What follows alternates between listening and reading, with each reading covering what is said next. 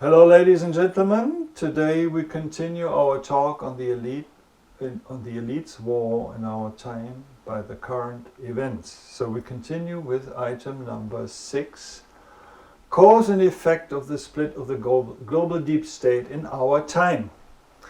In the 1980s, the high finance discovered that the people of the Western world, that means Western Europe and North America, showed first signs of an awakening that would become a problem for them in the long run. You have to know that the high finance also hires clairvoyants, some of which can look decades into the future. Anyway, they concluded that it would be better for them to shift their global control center from the USA to China in anticipation of the awakening of the people in the Western world. Therefore, the high finance started shifting their global control center from the USA to China in the 1990s. This reformatting of global control quickly stagnated because the US elite, thus the American deep state, has not been in the mood to this day to relinquish their status as a fat parasite of mankind. From 1945 onwards, the high finance sucked mankind's wealth through the US. By doing so, they made the US elite into a fat parasite that now does not want to surrender its privileges and hinders the global high finance in reformatting the world.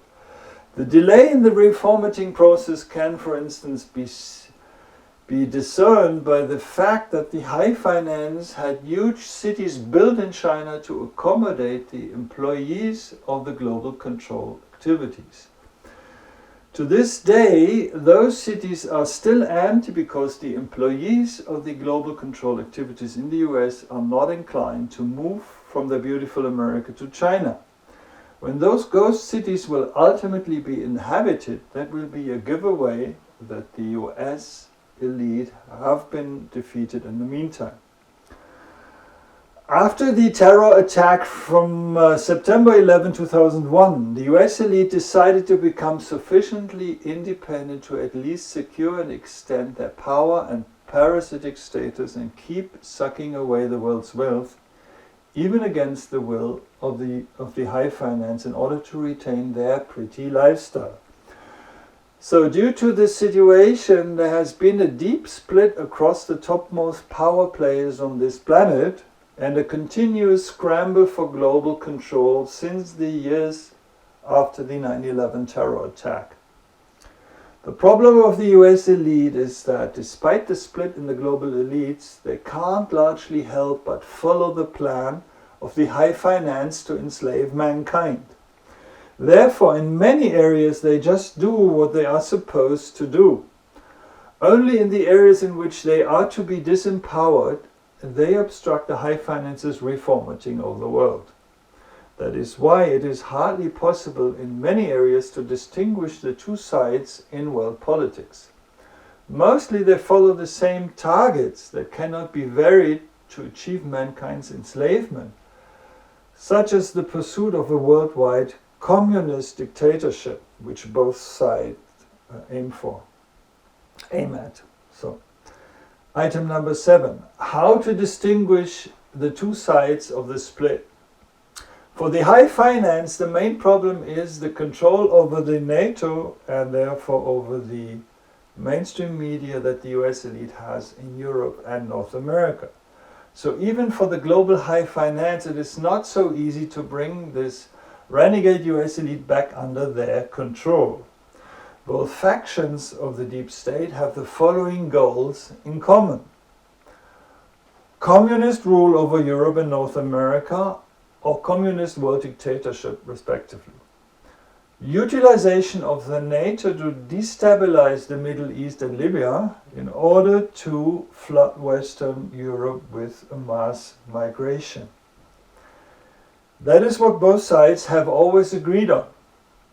The US elite has the following diverging goals: preserving the US elite's parasitic status as global control center, retaining their power over NATO as NATO establishes their power, And by contrast, the global deep state pursues the following goals: shift of the global control center from the USA to China, disempowerment of NATO and creation of a EU army to disempower the US elite and to support the creation of a Eurasian Soviet empire. To prevent the EU army for their disempowerment, the US elite triggered the Yellow Vest movement in France. The main problem for distinguishing, therefore, is that the US elite does not have an own viable concept how to achieve their goal. Actually, their goal is only the goal of a sulky child whose toys have been taken away and who fights for keeping them. The US elite just want to maintain their parasitic status and cling to their privileges in the global deep state. Due to the absence of an own viable, mature concept, their solo attempt is doomed. It is only a matter of time when their solo will fail. But due to their lack of a concept and their merely reactive procedure, the US elite still keeps working on the implementation of the deep state's general concept and deploys their NATO to it for lack of an alternative concept. Instead of protecting Western culture from a communist world dictatorship, NATO has been used for decades now to promote the extinction of the culture of the Celto-Germanic peoples, that is Western Europe and North America, through mass migration, because the general concept provides for the extinction of the Western cultures and peoples. Since the 1990s, Yugoslavian war, NATO has been used for the very opposite it was originally created for. Instead of protecting us, it is used for our extinction through the mass migration that has been triggered by the NATO wars. While the negative developments in the world are being driven by the global deep state, the deep state uses the schism of the US elite for the dismantling of the USA that had been planned anyway, and tries to sell us Russia as our new protective power via the alternative and not really free media. The Russian government has only simulated the end of communism in the 1990s. According to the warning of the Russian espionage defector Anatoly Golitsyn in the early 1960s, Putin is resurrecting the Soviet communism that is given a patriotic finish, a patriotic look, as a camouflage to establish Russia and Putin as redeemers in the emergency of the Western Europeans. The things that have happened in Russia since the 1980s match well Golitsyn's predictions. He said it would happen. Putin's installation followed the same strategy as the installation of Adolf Hitler in the 1920s and 1930s. Germany was pushed into extreme misery with gross intention, and Hitler was installed to stand up as an advocate of the German people for all to see, who reversed the injustices done to the German people so that the Germans would sufficiently accept him as a savior to be then able to carry out his demonic plans. According to the high finance global concept, Russia was intentionally led into decline and decay during the 1990s, when apparent injustices and an increasing plight of the Russian people occurred. As with Hitler, Putin was installed to systematically rectify this evil chaos. Through the success of Putin's politics occurring as planned, the Russian people have rallied behind Putin and endorsed his installation as a dictator. He has demonstrably done almost only good things. And the Russian people do mostly not see that they are being deceived in the same way as the German people under Hitler. And even the awakening Western Europeans do not yet see it. Due to the many overlaps in the politics of deep state and US elite, and the US elite's lack of a concept, it is hardly possible to properly assess the moves on the chessboard of world politics. Because ultimately there is only one and the same director behind everything.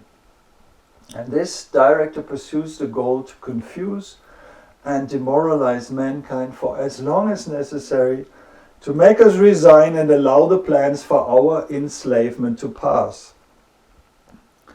It is particularly dangerous for us that the deep state's main coup has been to achieve depicting the US elite as if they were the global deep state, and to remain invisible themselves and to depict the heads of state under their control in the alternative media as the alliance of the good ones who have seemingly escaped the control by the global deep state.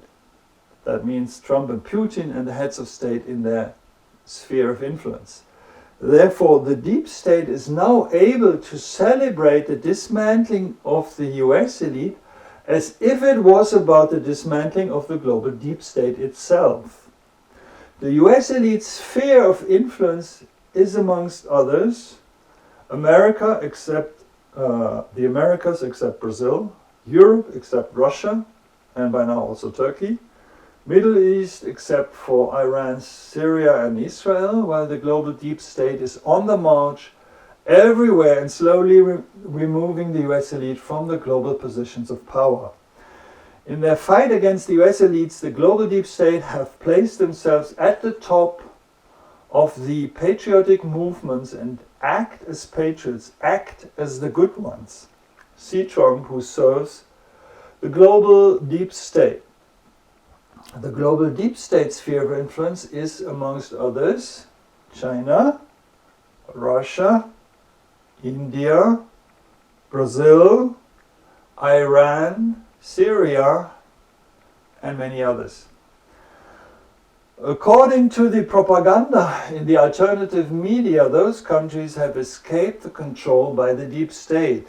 In reality, they have only escaped the control by the US elite that is sold to us as if they were the global deep state.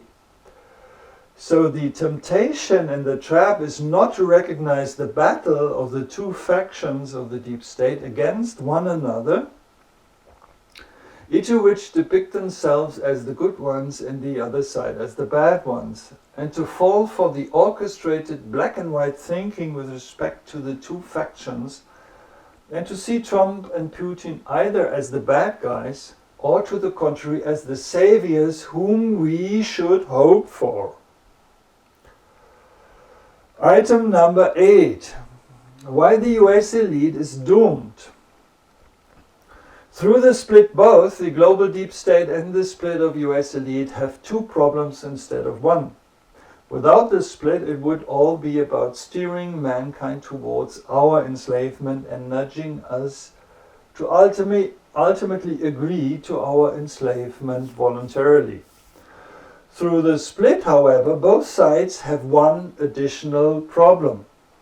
With this split, the global deep state needs to eliminate the US elite first and present themselves as the good ones and the liberators of mankind who defeated the deep state. The US elite does not have the conceptual capacities to modify the original plan for the enslavement of mankind to be able to follow a feasible modified concept. They are simply over-challenged by this task. The original plan includes to entangle the Western world, Western Europe and North America, into strong inner conflicts, to bereave us from our stability and culture through their satanic popular culture, through mass migration and through deindustrialization. Since the Western world is slowly waking up to this plan, our deindustrialization and the mass migration have become without any alternative for the global elites. That means for both sides, for both factions of it. They want that we can ultimately be controlled despite our awakening through our lack of money, through our dependence on supplies, and through the loss of our national solidarity due to migration. Since the Western world is the actual base of the US elite, and because it is being relatively rapidly destroyed by deindustrialization and mass migration, this procedure destroys the US elite's actual home base. The US elite bites the hand that feeds it. However, since this procedure is without any alternative for them, and they have no promising own concept, they allow both processes to pass, mass migration and deindustrialization.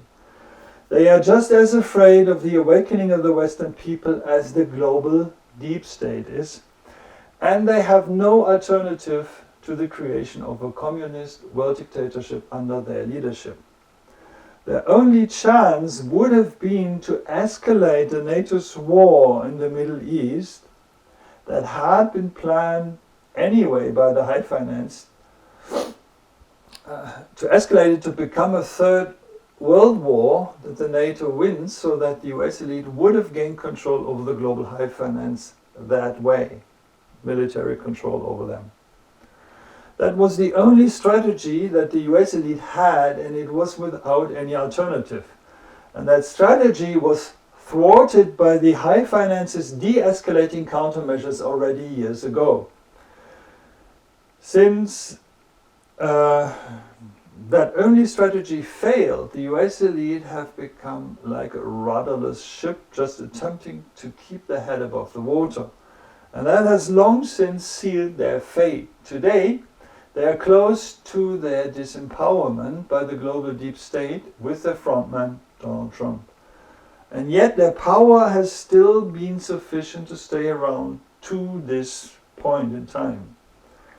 Ultimately, they can be defeated only because the global deep state felt compelled to place themselves at the top of the patriotic liberation movement to defeat the US elite.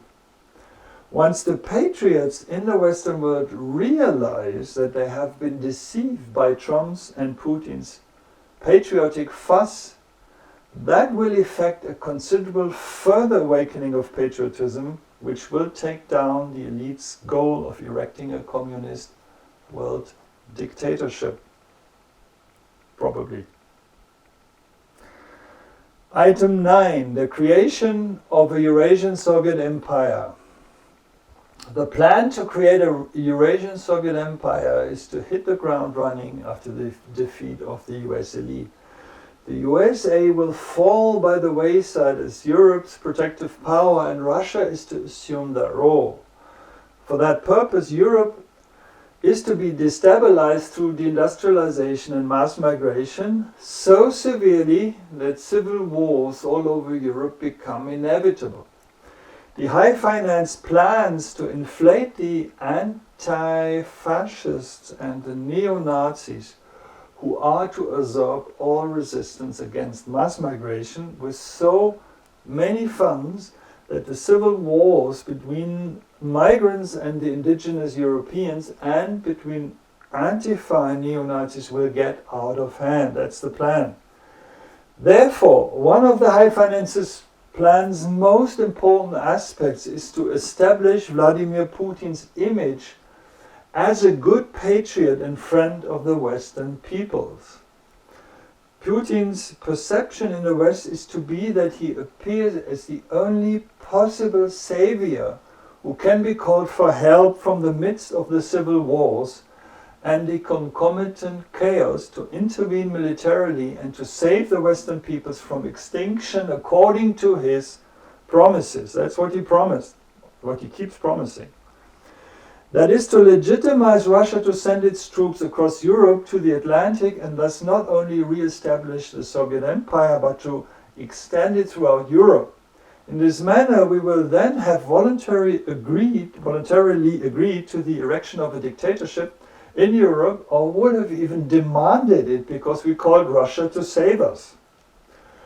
For this plan, Putin's image as patriotic savior is established in the alternative media with a maximum of sophistication and persuasiveness. Alexander Dugin, a Russian chief ideologist, has stated that All European countries are to become Russian vassal states serving the Soviet Empire. Vladimir Putin has publicly stated that the fall of the Soviet Union was the greatest disaster in modern history. That statement clearly shows that Putin is still a communist serving the pursued Euro-wide communist dictatorship defined by Alexander Dugin. Putin's hypocrisy is also shown, for instance, by him having anti-fascist parades in Russia while supporting neo-Nazis in Western countries. Of course, he needs neo-Nazis in the West to gain support for his Antifa and to split the Western societies. In Russia, he does not need the neo-Nazis because communism is already sitting securely in the saddle. Putin allows the Chinese to pillage Siberia. As a real Russian patriot, he would never allow that to happen. But he does not care about Russia or the Russians. He must act as a patriot to allow him to be established as a savior for the Western Europeans when Western Europe falls into chaos, has no more NATO to help, and Russia is to be called for help. On one hand, Putin supports flooding of Western Europe with migrants to be then able to more effectively act as a patriot who would have the solution for Western Europe if only he was listened to. All of this is pro-Putin propaganda. The Europeans are to turn away from NATO and follow Russia as the new protective power. According to Christopher Jon Bjerknes, Putin sent Chechen terrorists to Syria under the pretext to prevent them from making a terrorist attack on the Olympic Games in Sochi. Through their IS-like activities in Syria, Putin then had a justification for military intervention to create a military base in Syria, which he did. In Georgia, too, Putin caused terrorist unrest in order to then have a justification to go into the country and create a military base there, which he did. Since there also was some interference by the US elite at those locations, Putin was able to depict the expansion of Russian military bases as successful countermeasures against the global deep state. What a distortion. So Putin's procedure always seems to be the same, to have some terrorist unrest created in order to be then called for help against that unrest and establish military presence. As can be seen, the plan to take over Western Europe is about the same. You can read the details about Putin in Christopher Jon Bjerknes' book, Putin's Reign of Terror, which I will put in the description below. So, Russia is gradually establishing military bases in the Middle East under Putin and keeps pursuing this plan. So far, the US elite have had no conceptual alternative to that procedure and just refuses to give up their control over Europe and to leave Europe to the Russians. And this is why the deep state's plan for Europe will be able to hit the ground running only after the defeat of the US elite, which, however, seems to be imminent. So these things are coming. The prophecies of Alois Ohlmeyer and the Holy Virgin of Garabandal, who over half a century ago independently predicted a sudden attack of Europe by the Russians at the end of the Dark Age, shows that the high finance will probably stick to their plan of the creation of a Eurasian Soviet Empire until the end, even if the European peoples become aware of that plan and refuse Russia as a military protective power. I hope that the awakening of the people in Europe will actually result in the prevention of that plan. Item number 10, the change of Israel's protective power from the USA to Russia. Russia has been expanding its military influence in the Middle East because it's being established as a protective power for Israel against the Islamic world. As soon as the military protective wall for Israel has been established, the Israelis plan to build the third temple and to have the Al-Aqsa mosque taken down for that purpose. In parallel to the Notre Dame fire, there seems to have been a test attack on the Al-Aqsa Mosque, just as a test run.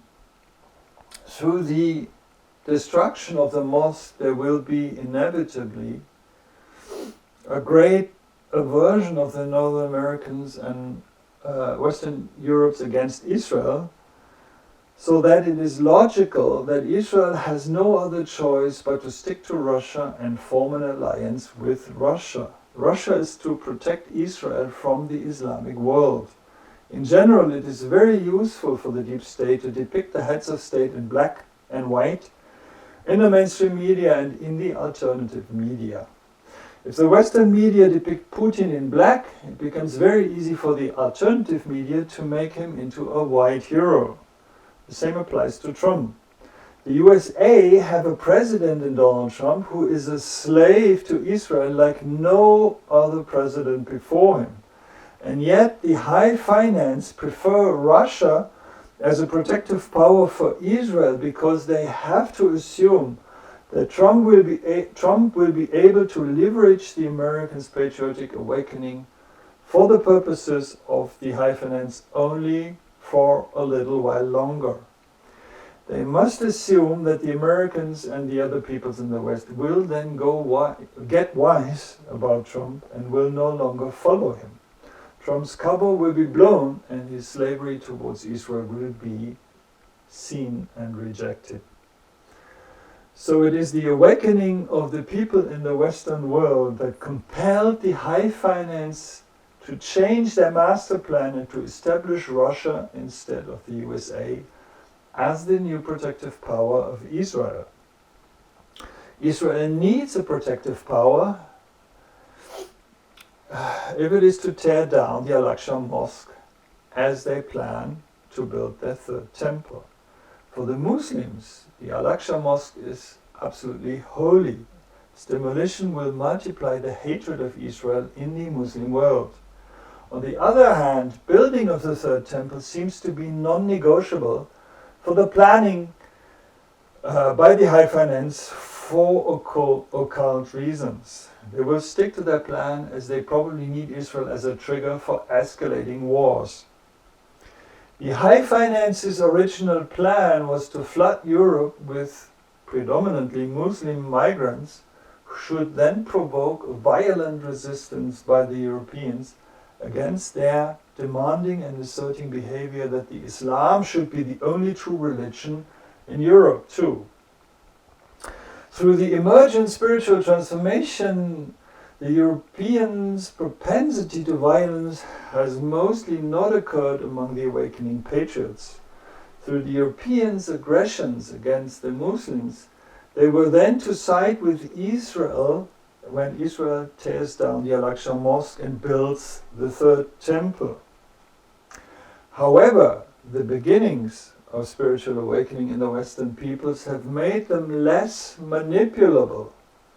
The Europeans will reject criminal machinations even if they are committed by Israel.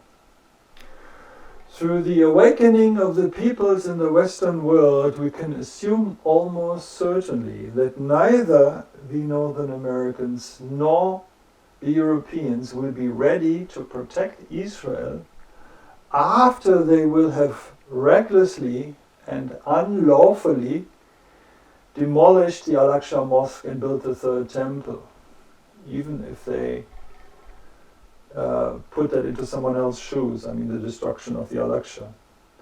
The Muslims' indignation will be massive, and a large majority of the people in the West will not be on Israel's side in this conflict.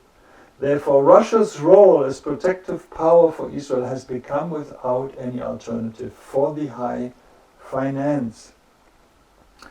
Item number 11. Chances for our liberation through the high finance's plan modification. The fact that Russia's role as protective power for Israel has become without any alternative for the high finance can have two positive effects on our attempts to liberate us. First positive effect, Putin must express himself as an anti-Zionist who is against Israel's dominating behavior towards the indigenous Palestinians and their neighbors, to be perceived as a true patriot who wants to preserve and liberate the European peoples. If Russia then acts as Israel's protective power at the same time, this will be a contradiction that we can keep pointing to. Putin's behavior is implausible. Many people will have to admit to this contradiction and will then be able to see Putin's hypocrisy. Second positive effect, because Europe and North America will not defend Israel as originally planned, the Muslims' hatred of Israel will not extend to become a hatred of the West. In fact, the Europeans' rejection of the demolition of the Al-Aqsa Mosque will pour oil on the troubled water between Europeans and Muslims. It was planned that the moderate Muslims should be radicalized through the front between Europeans and Muslims, so that continent-wide civil wars would break out inevitably. Through the Europeans' rejection of the demolition of the Al-Aqsa Mosque and the construction of the Third Temple as injustice, it will, however, not be possible to radicalize the moderate Muslims in Europe against the West, not to the extent that was planned. The construction of the Third Temple might even open a door for communication among patriots. Some of the moderate Muslims will be open for the argumentation that all nations need their own country to be able to maintain their own culture. If we communicate in a friendly and firm manner that we would like to get our countries back to ourselves and ask our Muslim guests to return to their home countries, many might be ready to follow and return home to the Middle East. The absent split between Europeans and Muslims might well make this possible. These apparent errors in the course of the now modified concept of the deep state for our enslavement have thus occurred because the awakening of the people in the West has effected a change of the overall plan for the end scenario and make Russia into Israel's protective power. Overall, it is the awakening of the people is the starting point and a cause for our liberation. The awakening of the people in the West forced the high finance to shift their global control center from the US to China. This resulted in a split of the global elites. The split of the global elites resulted in infighting through which the elites mutually weakened and wore out themselves, and it created contradictions that more and more people became aware of. That further supports awakening. At the same time, spiritual awakening provides for the planned cracks between the indigenous Europeans and the Muslim migrants not to become as large as they would need them to become for the planned civil wars. In fact, there should be an expanding space for the discussion of the possibility of remigration of the Muslims into their home countries, because the high finance was forced to adapt their concept. Overall, it is spiritual awakening that will gradually push back darkness from this planet, although it still is only a small minority that is awakening. This shows how important each individual human being is who awakens and worships God, the love and truth, in his heart, and who serves other human beings selflessly and humbly. Coming to item number 12, how we can use the elite's war for our liberation. What can we expect when the US elite will soon have been eliminated? So far, the global deep state managed to create the impression in the alternative media and the internet that the US elite is the global deep state. They managed to install their representatives, Trump, Putin and others, as the alliance of the good guys, so that the actual global deep state has remained rather invisible, even for many of the awakening people. The fact that more and more people are seeing through the scenario with which the deep state are selling their representatives, such as Trump and Putin, as saviors, may well be one of the most important reasons for the increasing censorship in the internet. Even the alternative media and the internet fail increasingly to control the minds and are therefore being censored more and more. So when the US elite will have been defeated, the global deep state will attempt to run a scenario of liberation from the deep state in which they can further expand their power. To be able to achieve this, they will need an even more massive censorship in the internet, and the artificial intelligence will overheat. They will need censorship to be able to steer thinking into the desired direction. So with respect to this play, we need to do only what we have been doing so far. That means we need to do everything to circumvent and lever out censorship. We need to bring everything to the light and analyze everything coming to the light to make even the global deep state visible. The more of the machinations of the US elite come to the light, the more the global deep state itself will become visible too, if only we can distinguish between the two. There will be many contradictions in the scenario that they will be playing for us. We can become aware of those contradictions and call other people's attention to them. Q, the mysterious Trump supporter, has announced that 80% of the machinations of the deep state should remain unpublished to not demoralize the public. Because of that statement, Q is presumably deep state as well. That means the deep state will attempt to keep everything hidden that would reveal its involvement. So in this matter, the public just needs to keep pushing to bring the whole truth to the light. And when the whole extremely ugly and extremely dark and disturbing truth comes to the light, the liberation from the mind control by the mainstream media and alternative media is likely to hit critical mass. Then the manipulations, even by the alternative media, will no longer work. And when the manipulations will no longer work, even by the alternative media, then even the global deep state will increasingly shift into our visibility. And when the global deep state itself more and more shifts into visibility, then the unified, selfless, patriotic endeavors by the peoples will disempower and dissolve the global deep state. This can and presumably will lead us to a renaissance of the ethical culture in the Western world, through which the brutal brainwash of the Marxist cultural revolution of the past decades can be reversed, and the peoples will refocus on their duties, on their culture, the true values of humanness and their integrity. Anyway, all of this has been predicted to us in symbolic form by J.R.R. Tolkien in The Lord of the Rings. Therefore, let us briefly go through the pertaining Tolkien symbolism. And that leads us to the next item on the list, item 13. The elite's war in the symbolism of J.R.R. Tolkien.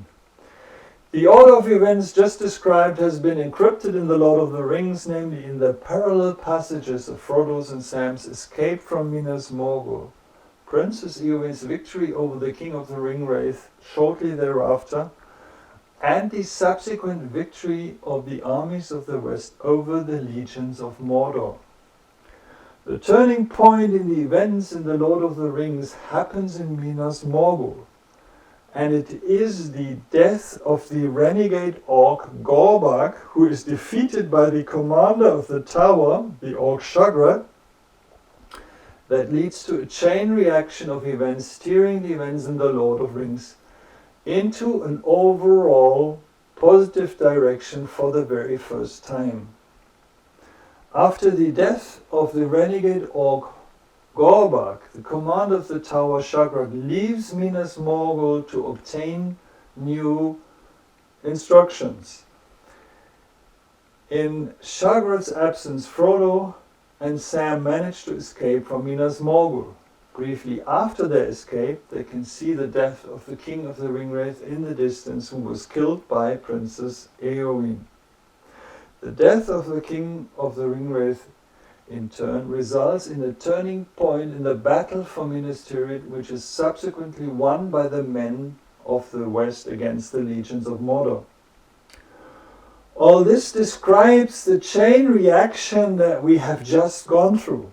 The power battle between the two orc factions in Minas Morgul symbolizes the war between the global elites that has been raging in our world for the last approximately 1.5 decades. The renegade orc Gorbak symbolizes the renegade US elite, and the commander of the tower, the orc leader Shagrat, symbolizes the representatives of the global deep state fighting the renegade US elite to bring them back under the control by the high finance. Trump, Putin, the heads of state of China, Iran, Syria, etc. are all part of the orc Shagrat, so to say. Gorbak's death now symbolizes the today imminent defeat of the US elite in our world. Shagrat leaving Minas Morgul symbolizes a brief stage of reorientation that the representatives of the global deep state will need after the defeat of the US elite to adapt the narrative for the public in a way allowing the deep state to continue its enslavement of mankind. Frodo's escape from Minas Morgul symbolizes that they will not succeed with this. There will be too many things coming to the light that will render the official narrative implausible for too many people. That will lead us to critical mass so that we will liberate ourselves and no longer be mind controlled, neither by the mainstream media nor by the alternative media in the internet. Through Frodo's escape, Princess Eowyn's victory over the king of the Ringwraith becomes possible. That means through the collective liberation of our thinking, the selfless patriotic endeavors of the people to liberate us from the terrible suppressive power of the global deep state will be successful, and we will be able to dissolve the deep state. The victory of the men of the West over the legions of Mordor following the death of the king of the Ringwraith symbolizes that our victory over the deep state will finally make a renaissance of ethic values possible, through which we may achieve to overcome the Marxist brainwash of the last decades that has brought our ethical culture, Western culture, and therefore the very survival of the Western peoples to the edge of doom. The fact that the death of the orc Gorbak in Minas Morgul represents the turning point in the history of the Lord of the Rings could well symbolize the turning point in the history of mankind for our world. If Tolkien has indeed encrypted the history of mankind, if he has, then the impending defeat of the US elite will trigger events at the end of which we might well see the liberation of mankind. It may means, when I say it may, it means that this is of course only an interpretation, and any possibilities opening up to us towards our liberation must also be used, and we must assume responsibility for a better world first. Nothing just happens by itself. The time to put our hands into our laps has by far not come yet. To the contrary, right now we are heading towards a time in which we will be able to achieve particularly much if we assume responsibility and become active. Right now it is worthwhile shaking off all resignation and become active. The more comprehensive details of the events encrypted by Tolkien can be read in my book, The Ring Destruction. The book contains this talk and explains much, much more than that.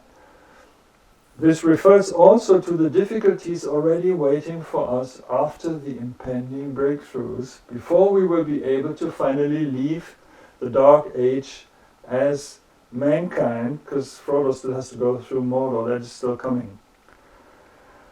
An explanation of Tolkien's complex symbolic language that he used to encrypt these contents can be found in my book, Tolkien's Symbolism. Last item, 14, a rough concept for our liberation.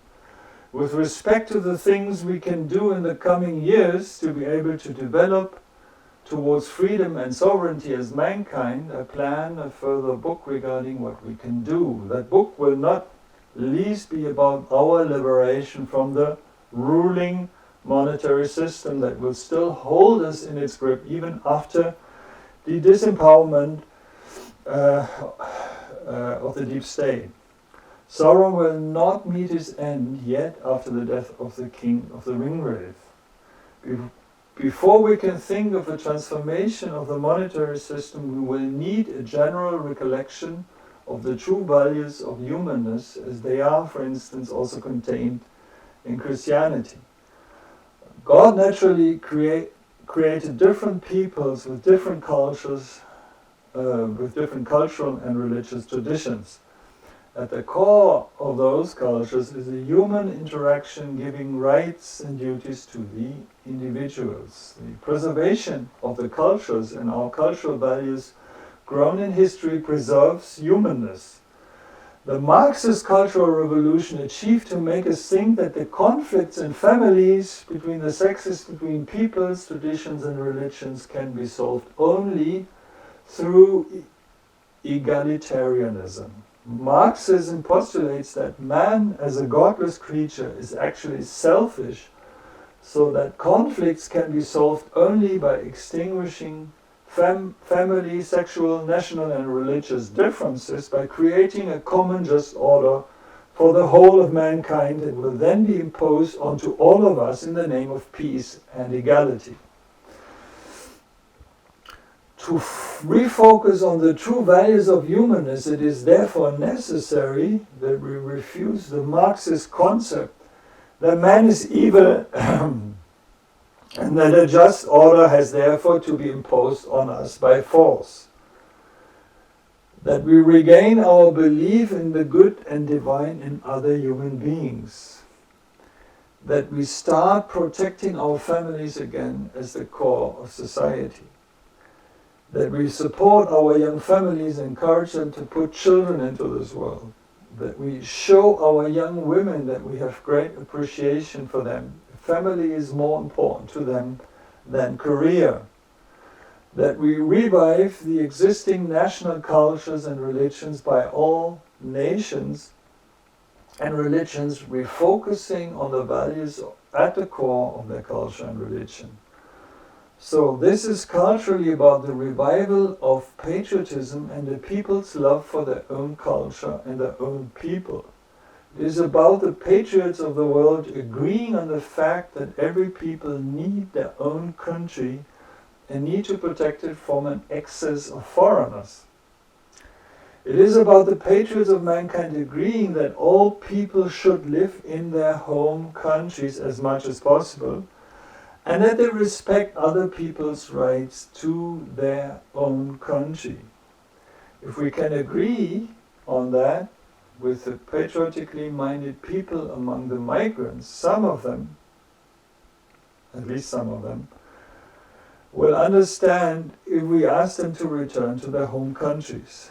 Even if our governments do not want this and our mainstream media insult us as Nazis, we can still speak from patriot to patriot and ask the migrants in our countries accordingly, to return to their home countries as soon as they reasonably can. To this end, it will also be helpful if the patriots of the Western countries that are being flooded by mass migration unite, network, and work together on the protection of the liberation of our culture and our countries from the excess of foreigners.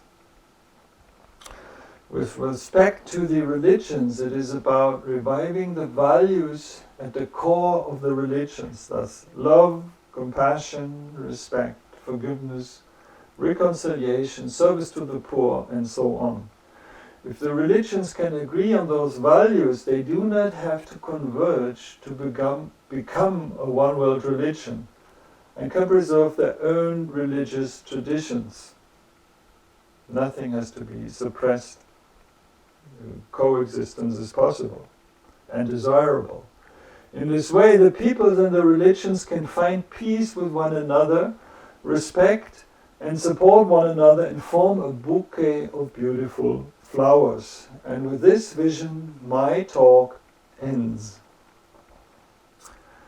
So that was a talk in 2 parts that I held in Frankenhofen in Germany on September 21st. Let me know if you're interested in my books, in particular in The Ring Destruction that contains this talk.